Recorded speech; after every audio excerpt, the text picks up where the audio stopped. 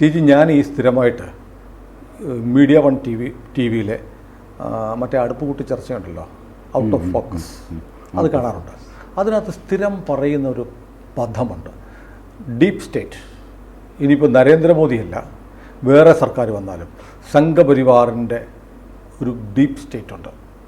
അങ്ങനെ deep state ഉണ്ടോ? ഇതിനെ നിയന്ത്രിക്കുന്ന ആരെങ്കിലും ഒരാളുണ്ടോ? ഡീപ്പ് സ്റ്റേറ്റ് ഉണ്ടോ എന്ന് എനിക്ക് അറിഞ്ഞുകൂടാ. അതുണ്ടെങ്കിൽ അതിനെ നിയന്ത്രിക്കുന്ന ആളിൻ്റെ പേര് അജിത് ഡോവൽ എന്നാണ്. ഇത്ര വലിയ സംഭവമാണ് അജിത് ഡോവൽ. ഇത്ര വലിയ സംഭവമാണോ എന്ന് സുനിൽ തീരുമാനിച്ചുള്ളൂ.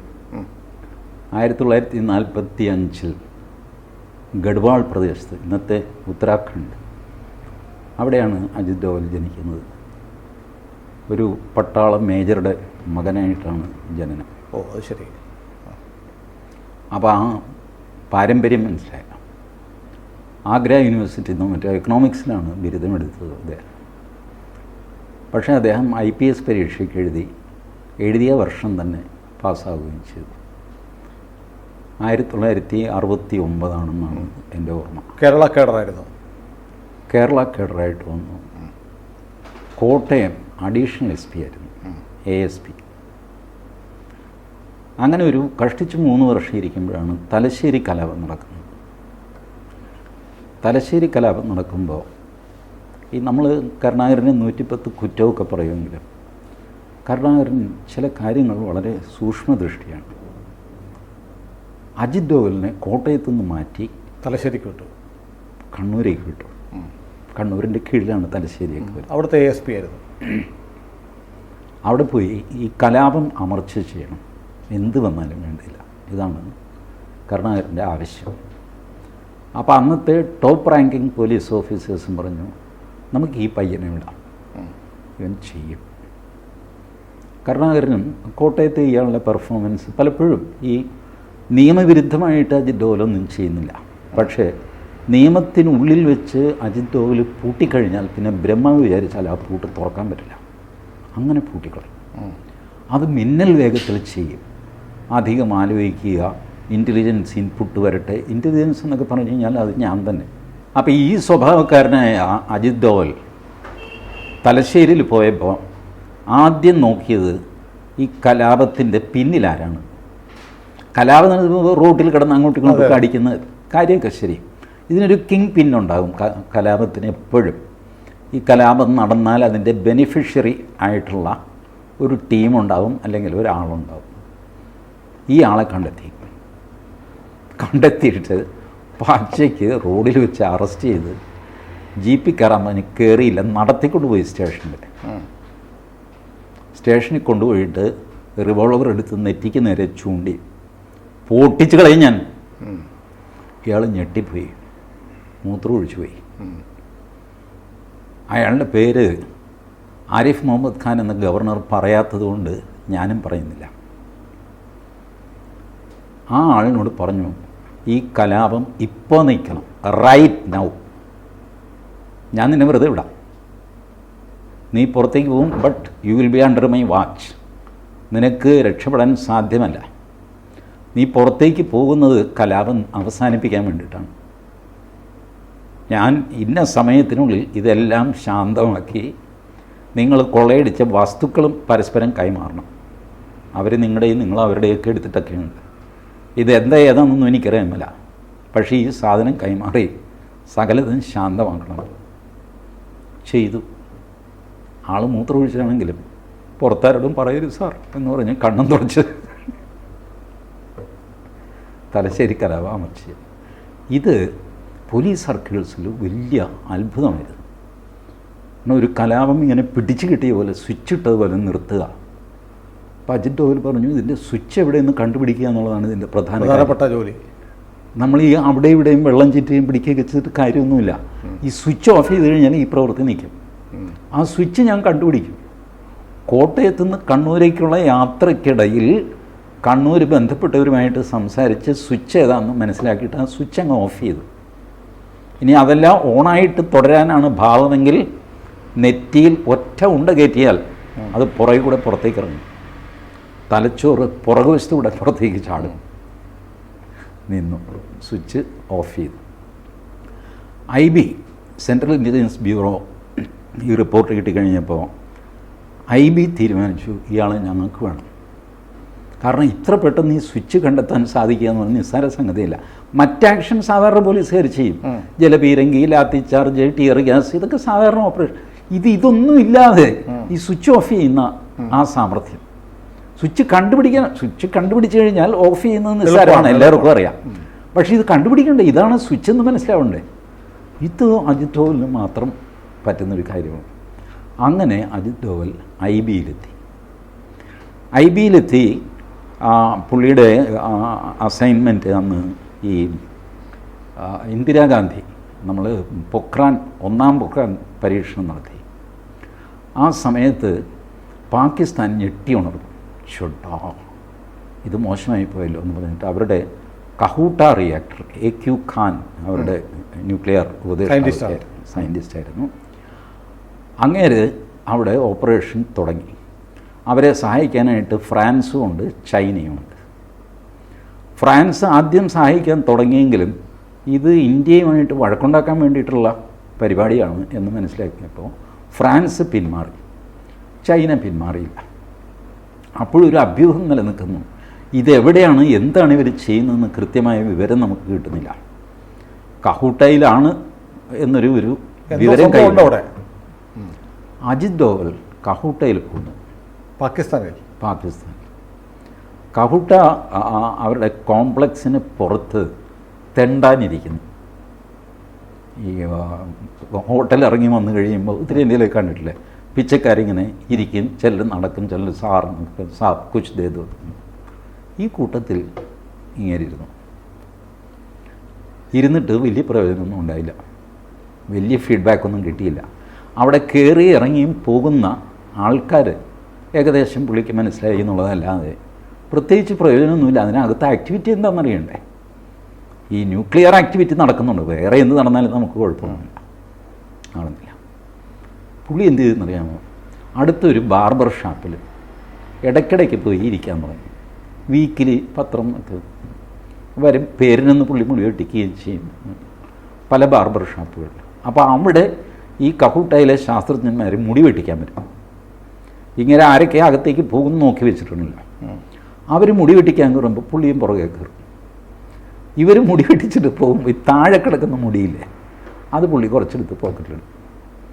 അത് ഇന്ത്യയിലേക്ക് അയച്ചു, അത് ടെസ്റ്റ് ചെയ്യാൻ പറഞ്ഞു. ടെസ്റ്റ് ചെയ്ത് കഴിഞ്ഞപ്പോൾ റേഡിയോ ആക്റ്റീവ് സബ്സ്റ്റൻസ് ഉണ്ട്. ഇന്ത്യ പറഞ്ഞു നീങ്ങി പോരെ, വിവരം കിട്ടി, അവിടെ തന്നെയാണ്. അപ്പോഴത്തേക്ക് സർക്കാർ മാറി.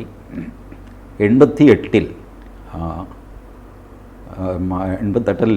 78-ൽ മൊറാർജി ദേശായി പ്രൈം മിനിസ്റ്റർ ആയിരുന്നപ്പോൾ അജിത് ഡോവൽ ഒരു പ്രപ്പോസൽ കൊടുത്തു, ഇവൻ്റെ കംപ്ലീറ്റ് കഹൂട്ട റിയാക്ടർ തീർത്ത് കളയാനായിട്ട്. ഇസ്രായേലും ഒരു പ്രപ്പോസൽ കൊടുത്തു, ഇന്ത്യ ഒന്നും ചെയ്യണ്ട, ഞങ്ങൾക്ക് രാജസ്ഥാനിലൊന്ന് റീഫ്യൂൽ ചെയ്യാനുള്ള ഫെസിലിറ്റി മതി, ഞങ്ങളുടെ വിമാനം, ഞങ്ങളവിടെ വന്ന് റീഫ്യൂൽ ചെയ്തിട്ട് കഹൂട്ട റിയാക്ടർ പൊളിച്ച് പണ്ടാറടാക്കി തിരിച്ച് രാജസ്ഥാനിലിറങ്ങി വീണ്ടും ഫ്യൂവൽ അടിച്ചിട്ട് ഞങ്ങൾ ഇസ്രായേലിലേക്ക് പോയിക്കോളാം. ഇന്ത്യ ശക്തമായിട്ട് ഇതിനെ അപലപിക്കുക, ഇസ്രായേൽ ചെയ്ത് ഒട്ടും ശരിയല്ല, ഞങ്ങളിതിനോട് യോജിക്കുന്നില്ല, ഞങ്ങളുടെ രാജ്യത്ത് വന്ന് ഞങ്ങൾ പോലും അറിയാതെ ഇന്ധനം നിറച്ചു എന്നൊക്കെ പറഞ്ഞ് 3-4 പേരെ സസ്പെൻഡ് ചെയ്തത്. യുണൈറ്റഡ് നേഷൻസ് നിങ്ങൾ സാധാരണ ഞങ്ങൾക്കെതിരെയാണല്ലോ പറയാറുള്ളത്, അന്ന് ഇന്ത്യ ഇപ്പോഴും ഇസ്രായേലിന് എതിരാണ്. ഇതെല്ലാം വെച്ചുള്ള പ്രപ്പോസൽ മൊറാർജി ദേശായി നടപ്പാക്കിയില്ല. മൊറാർജി ദേശായി പറഞ്ഞു പറ്റില്ല, ഇസ്രായേലുമായിട്ടുള്ള ആ പോളിസി മാറ്റാൻ പറ്റില്ല, അങ്ങനെ ഇങ്ങനെ എന്നൊക്കെ പറഞ്ഞിട്ട് പുള്ളി ഗാന്ധിയനാണ്. സത്യം അത് വിട്ട് കളിക്കില്ല. ഈ സത്യം വിട്ട് കളിക്കാത്തതിൻ്റെ ദോഷം ഈ അജിത് ഡോവൽ പറയുന്നുണ്ട്. സുന്ദരമായൊരു എക്സാമ്പിളാണ്. ഇപ്പോൾ എന്നെ ആക്രമിക്കാൻ 2 ഗുണ്ടകൾ വരുന്നു, എൻ്റെ കയ്യിൽ കുറച്ച് കാശുണ്ട്, അത് തട്ടിപ്പറിക്കാനായിട്ട് വരിക. ഞാൻ ഓടി സുനിലിൻ്റെ വീട്ടിൽ കയറുന്നു. ഗുണ്ടകൾ പിന്നാലെ വന്നിട്ട് സുനിലിനോട് ചോദിക്കുന്നു, മോഹൻദാസ് ഇവിടെ വന്നോ? സുനിൽ എന്ത് ചെയ്യണം? സത്യം പറയണം. മൊറാർജിയുടെയും സത്യവാദികളുടെയൊക്കെ പ്രിൻസിപ്പിളാണ് സത്യം പറയണം. മോഹൻദാസ് ഇവിടെ ഉണ്ടല്ലോ, അവരെന്നെ പിടിച്ചുകൊണ്ട് പോകും. പക്ഷേ സുനിലിൻ്റെ ധർമ്മം എന്താണ്? പറയാതിരിക്കുക എന്നുള്ളതാണ്. അതെ അതെ. വന്നില്ലല്ലോ എന്ന് പറയുക, അവർ വേറെ വഴിക്ക് ഓടിക്കോളും. ഇതാണ് സത്യവും ധർമ്മവും തമ്മിലുള്ള വ്യത്യാസം. ഇത് അജിത് ഡോവൽ പറഞ്ഞിട്ട് കേൾക്കണ്ടേ ആരെങ്കിലും? അന്ന് അജിത് ഡോവൽ ആൾ മിടുക്കനാണ്, പക്ഷെ കേൾക്കാൻ ആളില്ല. വീണ്ടും സിറ്റുവേഷൻ മാറി. നമ്മളുടെ ഓപ്പറേഷൻ ബ്ലൂ സ്റ്റാർ ഉണ്ടല്ല പഞ്ചാബിൽ, സുവർണക്ഷേത്രത്തിൽ പട്ടാളം കയറി. ഇത് കഴിഞ്ഞിട്ട് ഒരു ഓപ്പറേഷൻ ബ്ലാക്ക് തണ്ടർ അവിടെ നടന്നു. ഓപ്പറേഷൻ ബ്ലൂ സ്റ്റാർ കൊണ്ട് നമ്മൾ നേടിയെന്നൊക്കെ വിചാരിക്കുന്നു, ശരിയാണ്. അവരുടെ പ്രധാനപ്പെട്ട ആളുകളൊക്കെ വെടികൊണ്ട് മരിച്ചു, ബിന്ദ്രൻവാലയൊക്കെ മരിച്ചു, ഒക്കെ നാശമായി. ബട്ട് സ്റ്റിൽ അതിനകത്ത് ഓപ്പറേഷൻസ് നടക്കുന്നുണ്ടായിരുന്നു സുവർണക്ഷേത്രത്തിന്. അതാണ് ഓപ്പറേഷൻ ബ്ലാക്ക് തണ്ടർ. രണ്ടാമതൊരു ഓപ്പറേഷൻ ബ്ലൂ സ്റ്റാർ നടത്താനുള്ള ആരോഗ്യം നമ്മുടെ രാഷ്ട്രത്തിനില്ല. അത്ര വലുതായിരുന്നു ബ്ലൂ സ്റ്റാറിൻ്റെ തിരിച്ചടി. അധികം പരസ്യമാകാത്ത ഒരു രഹസ്യം, പൂനെയിലെ കൻ്റോൺമെൻറ്റിൽ നിന്ന് ഒരു പറ്റം ഈ പഞ്ചാബി സർദാർ പട്ടാളക്കാർ 200 ട്രക്കുമായിട്ട് അമൃത്സറിന് നേർക്ക് വണ്ടി ഓടിച്ചു. പട്ടാളത്തിൻ്റെ ട്രക്ക്, പട്ടാളത്തിൽ കലാപം. ബ്ലൂ സ്റ്റാറിന് ശേഷം സിഖുകാരുടെ 200 ട്രക്കുമായിട്ട് അവർ പോയി. ആ ട്രക്ക് വഴിയിൽ വെച്ച് 200 എണ്ണം തടഞ്ഞ് തിരിച്ച് ഈ പൂന കൻ്റോൺമെൻറ്റിൽ കൊണ്ടുവന്ന് കോർട്ട് മാർഷൽ ചെയ്ത് വെടിവെച്ച് കൊല്ലേണ്ടി വന്നു അവരെ. That was the reaction from that society. Now who can afford a second blue star? You cannot afford. But blue സ്റ്റാറിൻ്റെ അതേ രീതിയിൽ ഡെവലപ്പ് ചെയ്ത് വരുന്നു വീണ്ടും സുവർണക്ഷേത്രത്തിൽ. അപ്പോൾ ഇത് ഫുൾ ബ്ലോൺ ഒരു ക്രൈസിസ് ആവുന്നതിന് മുമ്പ് തന്നെ ഇത് ഡിഫ്യൂസ് ചെയ്യണം. എഗെയിൻ അജിത് ഡോവലിനെ അവിടെ വെച്ചു. ഇത്തവണ അജിത് ഡോവൽ റിക്ഷാക്കാരനായിട്ടാണ് അവിടെ കറങ്ങിയത്. ഇവർ പുറത്ത് ചില്ലറ ആവശ്യത്തിന് വരുമ്പോൾ റിക്ഷാക്കാരനെ വിളിക്കും, കടയിൽ പോകണം, സാധനമൊക്കെ അവർക്ക് അവിടെ അകത്ത് ജീവിക്കേണ്ടത്, അവർ ഡിസൈൻ ഉണ്ടാക്കിക്കൊണ്ടുവരികയാണ്. അജിത് ഡോവൽ ഇവരുമായിട്ട് ബന്ധം വെച്ചിട്ട് ഫൈനലി അവരൊരു കാര്യം വിശ്വസിച്ചു, അജിത് ഡോവൽ ഒരു പാകിസ്ഥാൻ പൗരനാണ്, നമുക്ക് പാകിസ്ഥാനിൽ നിന്ന് സഹായം അറേഞ്ച് ചെയ്യാൻ ഇയാൾ വിചാരിച്ചാൽ പറ്റും. ആൾ റിക്ഷാക്കാരനാണെങ്കിലും പാകിസ്ഥാനിയാണല്ലോ, പാകിസ്ഥാൻകാരും ഇയാളെ വിശ്വസിക്കും. അതുകൊണ്ട് അജിത് ഡോവലിനെ അവരുടെ ഒരു ചാരനായിട്ട് നിയോഗിക്കാൻ അവർ തീരുമാനിച്ചു. അജിത് ഡോവലിന് സന്തോഷമായി. ചാരനായിട്ട് തീരുമാനിക്കുമ്പോൾ എല്ലാ രഹസ്യമൊക്കെ പറയുമല്ലോ, നീ ഇന്ന മാതിരി നിനക്ക് പാകിസ്ഥാനിൽ പോകാൻ പറ്റുമോ, പേടിയുണ്ടോ? പേടിയൊന്നുമില്ല, നിന്നെ കണ്ടാലൊരു ലുക്കില്ലല്ലോ. വാസ്തവത്തിൽ അജിത് ഡോവലിന് വലിയ ലുക്കില്ല. ഞാൻ നേരിട്ട് കണ്ടിട്ടുണ്ട് അജിത് ഡോവലിനെ. ഐ വാസ് ഹിസ് ഫ്രണ്ട് എന്ന് പറയുന്നത്, ഹി വാസ് മൈ ഫ്രണ്ട് എന്ന് പറയുന്നത് ഒരു ഗമയായിപ്പോൾ. I was his friend. സൗമ്യനായ മനുഷ്യൻ, അധികം പൊക്കവും തടിയൊന്നും ഇല്ലാത്ത ആൾ. ഒരുപക്ഷെ എപ്പോഴും കോട്ടും ടൈമായിട്ട് പ്രത്യക്ഷപ്പെടുന്നത് ആ കാരണം കൊണ്ടാവാം. വലിയ സൈസൊന്നുമില്ല. ഒരു പോലീസുകാരെന്ന് പറയുമ്പോൾ നമ്മളൊരു സൈസ് മനസ്സിലായിരിക്കും, ആ സൈസ് ഇല്ല.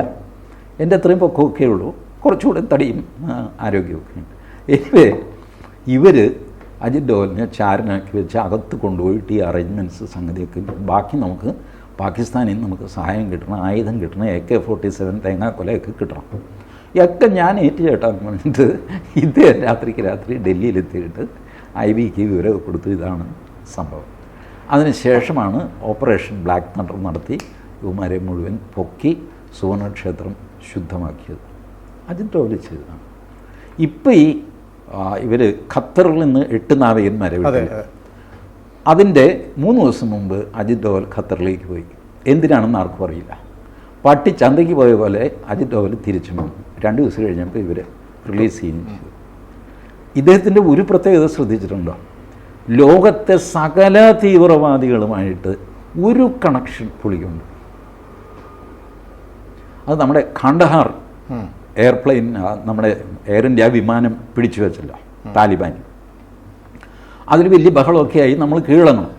അവർ പറയുന്നത് കേട്ടിട്ട് നമ്മുടെ ആൾക്കാരെ കൊണ്ടുവന്ന് 156 പേര് എന്നൊക്കെ പറഞ്ഞിട്ട് വലിയ കാര്യത്തിലൊക്കെ സർക്കാർ എഗ്രി ചെയ്തു. അവരാവശ്യപ്പെട്ട എന്താണെന്നറിയാമോ? 156 പാസഞ്ചേഴ്സിന് പകരം 156 ഭീകരന്മാരെ.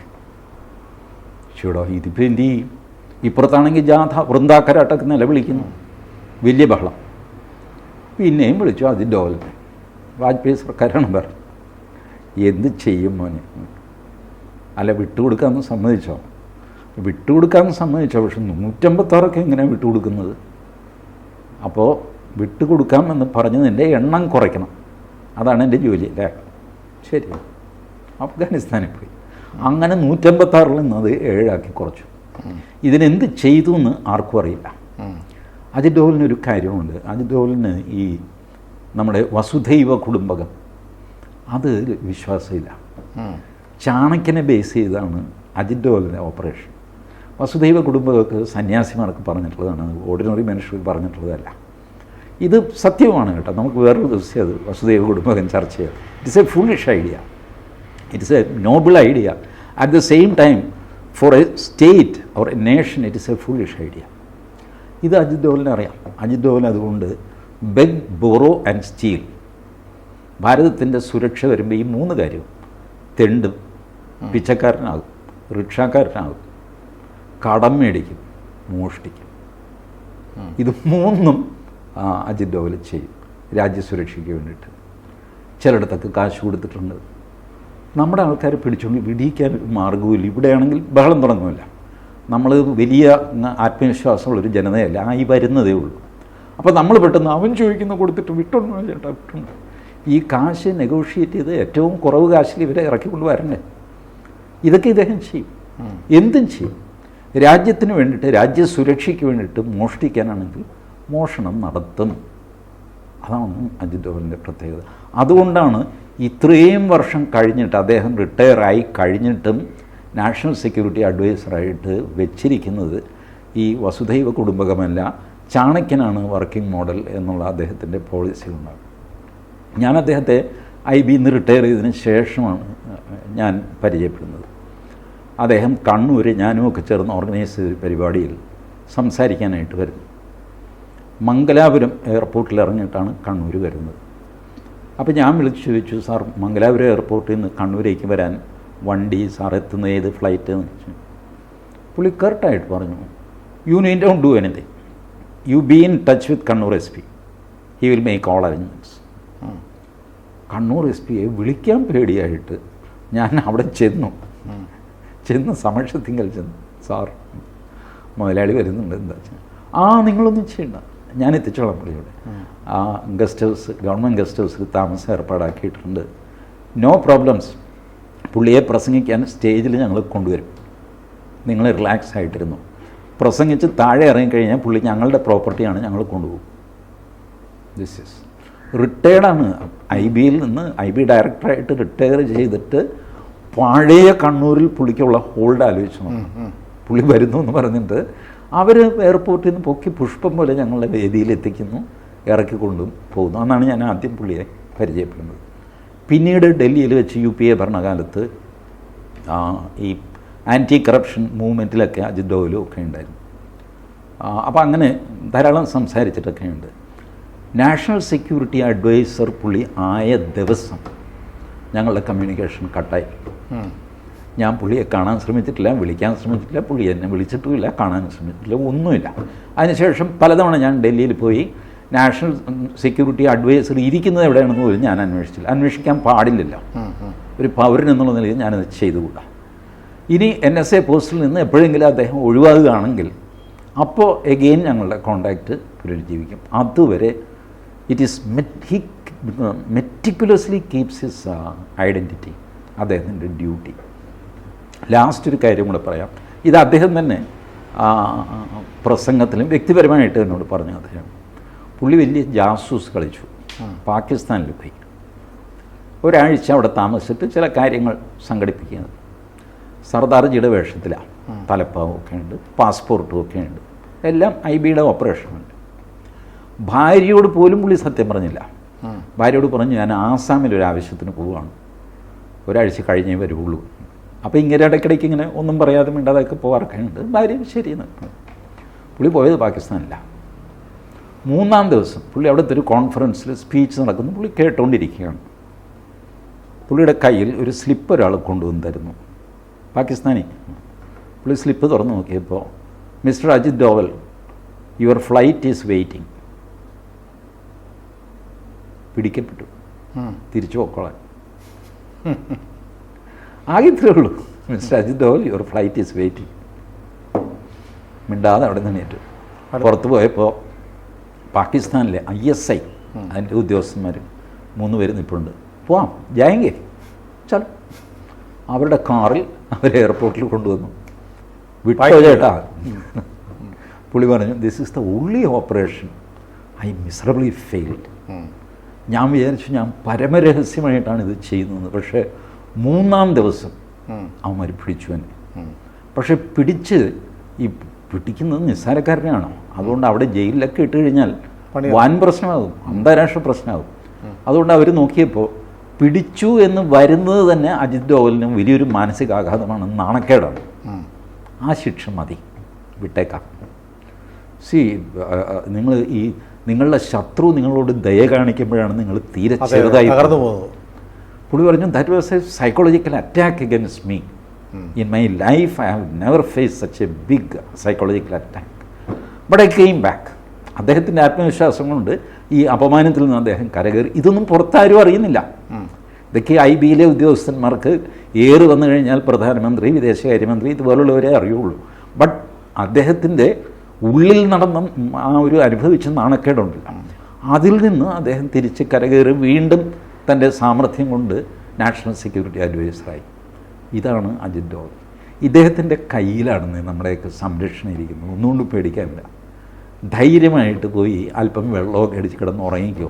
എന്നിട്ട് ഫാസിസം എന്നൊക്കെ പറഞ്ഞ് ചീത്ത, ഇതിനൊക്കെ ഒരു സ്പേസ് വേണ്ടേ നിങ്ങൾക്ക്? ആ സ്പേസ് അജിത് ഡോവൽ ഉണ്ടാക്കി തരും. ഒന്നും പേടിക്കണ്ട, ധൈര്യമായിട്ടിരിക്കാം. അപ്പോൾ ഡോവലും കുട്ടികളും കാവലുണ്ട്. ഡോവലാണ് കാവൽ. കൂടുതൽ വാർത്തകളും വിശേഷങ്ങളും നിങ്ങളിലേക്ക് എത്താൻ ABC മലയാളം സബ്സ്ക്രൈബ് ചെയ്യുക, ബെൽ ബട്ടണും അമർത്തുക.